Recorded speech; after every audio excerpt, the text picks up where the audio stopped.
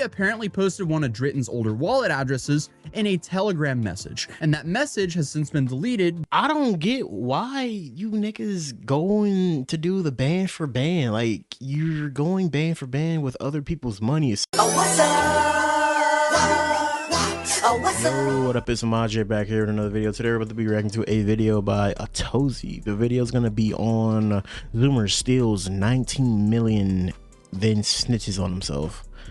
Man, it's just a classic trope of everybody just keeps snitching on themselves, bro. Let me guess. I can label one thing: flexing. Yep. It gotta be one thing on the gram. He's a Zoomer, so flexing. Telling other niggas like how he did it. Like, people just have too much of like a safety, not too much confidence to see if that shit'll work. But let's just get into it and see what type of money or something he stole, bruh. But don't forget to leave a like and subscribe if you've been enjoying the reactions. Let's get into it. This scammer allegedly stole $19 million in crypto from regular people and then hopped on a Discord call to brag about it to other scammers, trying to, I guess, prove that he had more money than them. I mean, come on. How are you going to snitch? Yeah. Scammers do not like that, nigga, especially when you're trying to flex money in front of them and act like you got more money than them. They go show you what this is, bro. I bet one of them people probably leaked the call and got that nigga in trouble, bro. That's just it. Like, why are you flexing to other scammers? On yourself like that. Imagine being so insecure of yourself that you need to tell others that you stole $19 million to seem cool. Talk about throwing away your life to act cool. How are you going to do something to get thrown in jail and then brag about it openly? Like, come on. This is honestly the final boss of skill issue. So regardless, it's safe to say he couldn't have made things easier for the investigator who caught him. So meet Dritan Kapllani Jr, an 18-year-old living in the United States, originally from New York, but more recently, he's been spending a lot more time in Miami. And allegedly, he's been very busy stealing people's money between all the private jet trips and nightclub appearances in Miami. Before ZachXBT, the guy who actually uncovered all of this, put his name out there on May 12, 2026, Dritton was basically anonymous outside of very specific underground areas. We're talking about closed Discord servers, private Telegram groups, and a community that's loosely referred to as the Com, a network of young threat actors whose bread and butter is essentially, among other practices, social engineering, which is, man, think about it, bro. Like, I get like you wanting to do stuff, man. At least go buy a property, go buy something, or just do something that, like, you know, at least will make your life a little bit better. Besides just going out on private jets and, you know, fucking going clubbing. I guess like everybody could say what they would do if they had all that money, but like, even then, do something smart with it, man. I guess, tricking and convincing people to give access to their crypto wallets rather than doing any like computer wizardry. What is ironic about his name, Dritan, it sounds a lot like Dritton in Norwegian. Dritton in Norwegian would be like the kid. It's not spelled correctly, but it's definitely fitting. So within those circles, Dritan apparently had a bit of a reputation because while basically everyone around him kept, I guess, getting picked off one by investigators, he kept walking away clean. And the reason, I guess, was pretty straightforward. Dritan was a minor, and law enforcement tends to do slow walking cases involving juveniles. So while the people around him were facing federal complaints, Dritan was essentially operating with a little bit of a plot armor this whole time. But unfortunately for him, that whole plot armor came with an expiration date as he turned 18. So on April 20. So he had like a whole date to just like stop doing this shit, but he just kept on doing it. I mean, I get like, and try to scam and get all the money that you can. It's still a shitty ass thing. But nigga, if you got like a limit on what you can just get and, you know, get the fuck out of there while you're a minor, do it. I'm not saying I condone any fucking type of like criminal like stuff, but like, nigga, like, you have a safety net. Wow. This guy completely stupid. He got, but more of the story, he just got greedy. 23rd, 2026, Dritan joined a Discord voice call. And I guess this is like the kind of calls where a bunch of scammers go band for band. Essentially, it's just kind of like a bragging competition where threat actors get on call and try to outflex each other by showing off how much money they're sitting on. Like, come on, guys, this is like the perfect scenario for any investigator. Like, how stupid are we, guys? This is literally like robbing a bank, then showing up to a local bar and going, look at all this cash I got from the bank branch down the road.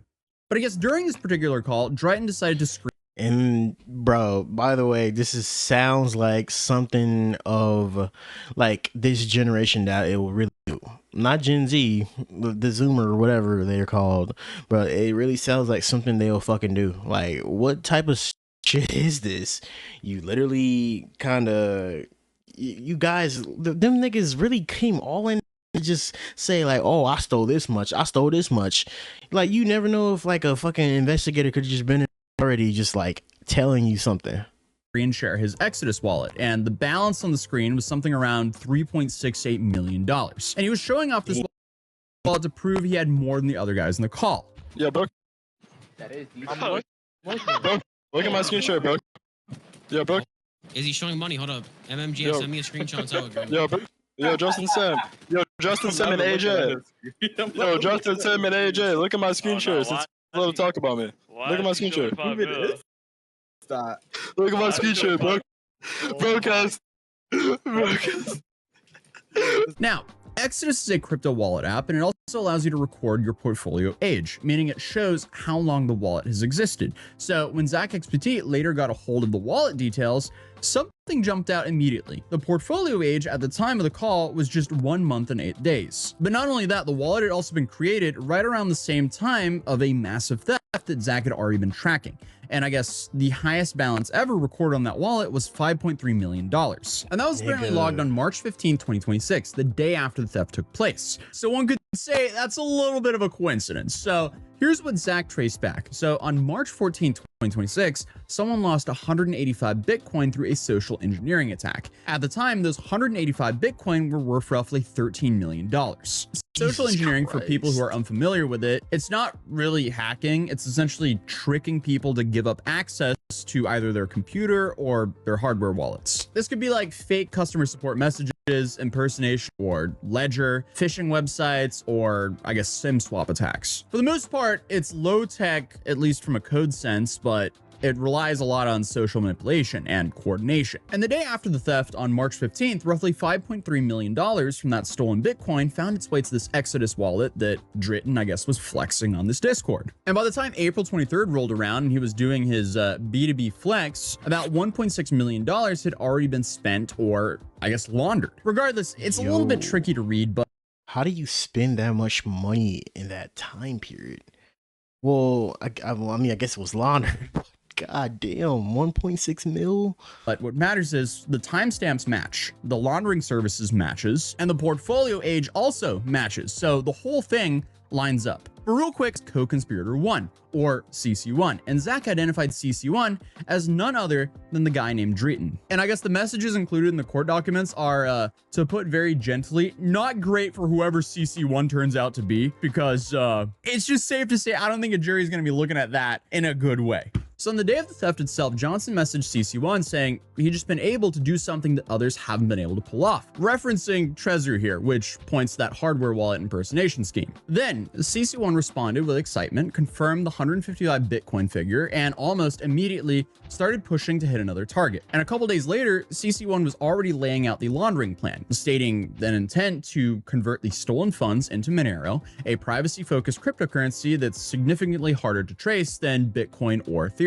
And by March 6th, okay, I'm trying to just still be at a tact of understanding with this thing, because I'm getting lost with all this like Bitcoin shit, bro.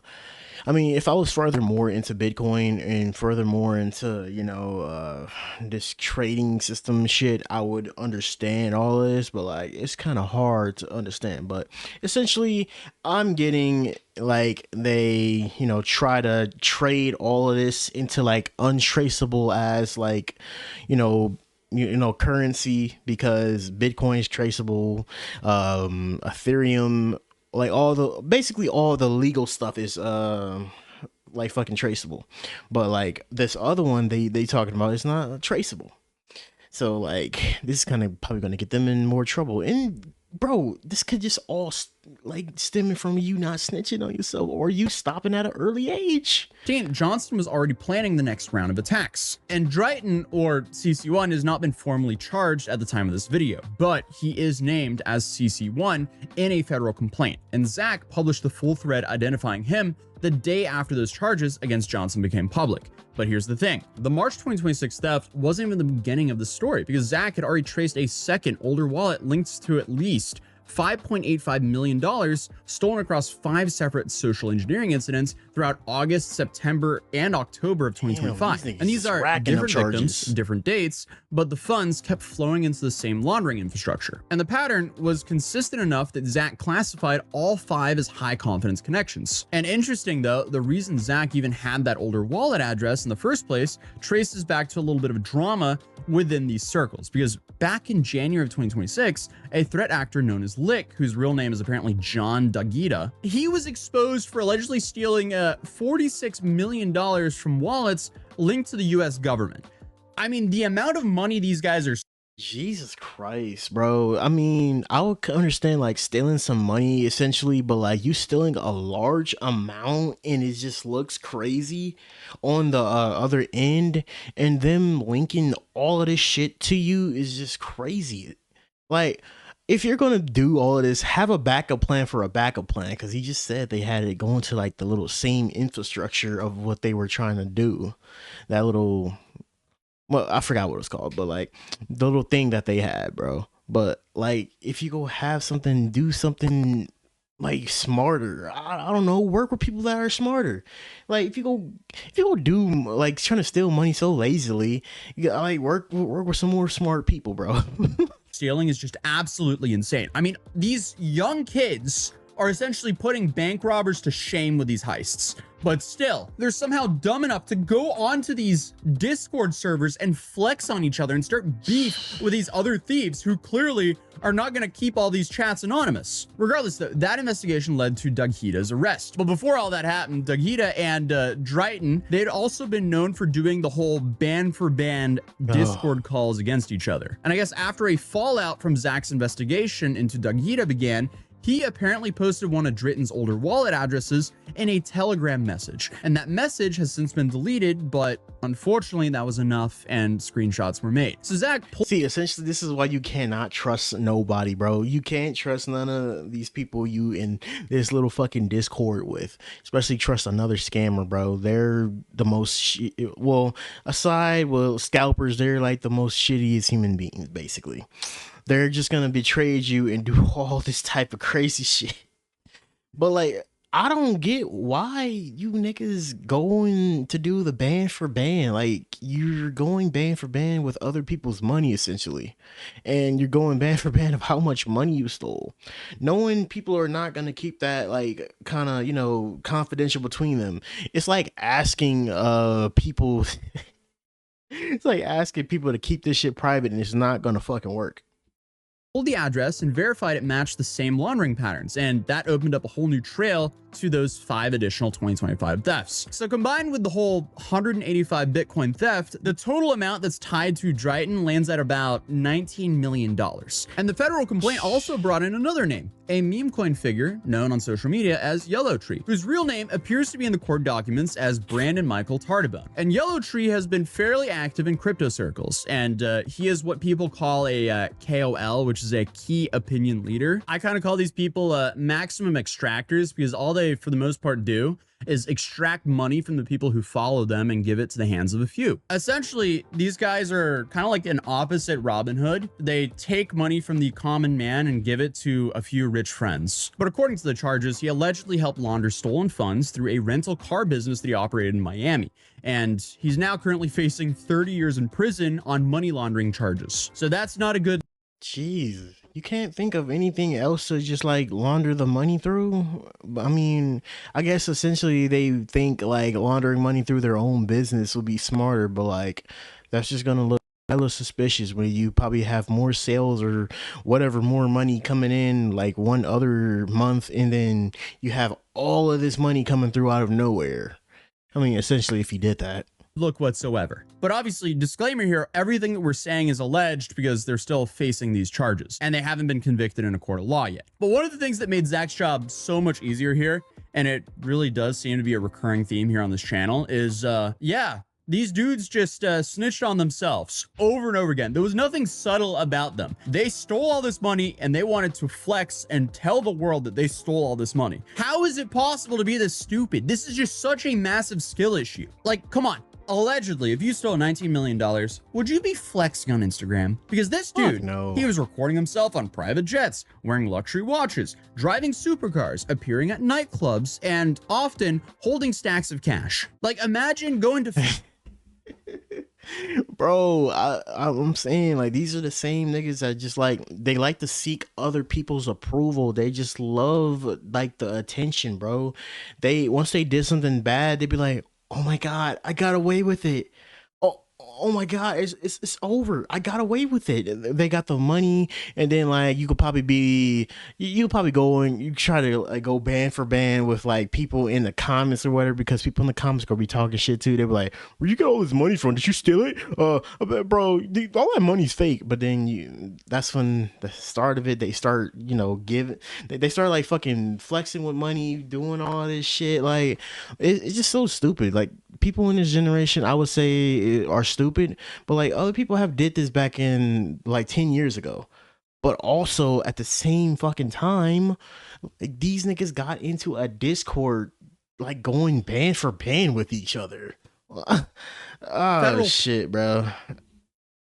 No, I'm gonna just leave that one right there. But like these people are essentially stupid. Like if you can get away with something, you know, at the age, I mean, you know, at your like fucking minor age, like internet at 17, you probably go get in trouble for it later on, but like, at least you stopped and at least you like were regretful.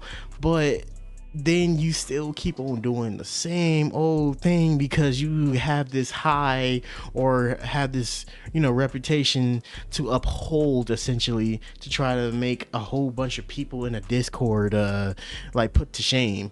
And those same people in the Discord ended up snitching on you. But he did say this is all alleged, even though there's so much of fucking proof out there. And the Zach guy that's investigating this shit also is literally about to put them niggas away and give the fucking feds all that information too. So you got two major people up on your ass. But hey, this is what you get for when you flex all the time. People need to stop fucking flexing and just like keep the money on the low and just buy some land and just chill, nigga. But hey, if you want to see the whole video, go check out Atozi's original video. It'll be linked in the description. But I'll catch you guys in the next video. We are on the road to 650. Catch you guys in the next video. He was the best guy around. What about the people he murdered? What murder?